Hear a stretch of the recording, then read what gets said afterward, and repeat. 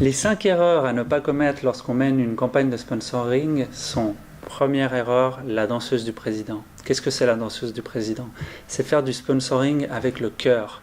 On dit toujours que le mécénat c'est pour le cœur et que le sponsoring c'est le porte-monnaie.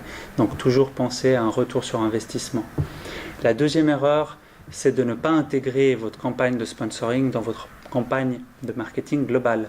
Souvent, on va sponsoriser un club de foot lorsqu'on est dans le luxe ou lorsqu'on fait des opérations qui n'ont rien à voir avec le club de foot, par exemple. Troisième erreur, c'est de ne pas évaluer et mesurer votre campagne.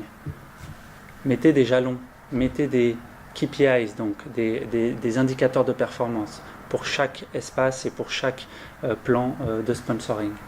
Quatrième erreur, c'est de ne pas questionner vos clients.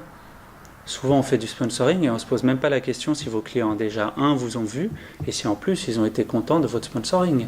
On a le cas des JO dans lequel la plupart des gens qui ont été questionnés se posent la question de pourquoi McDonald's et Coca-Cola sont sponsors des Jeux Olympiques. Question à se poser.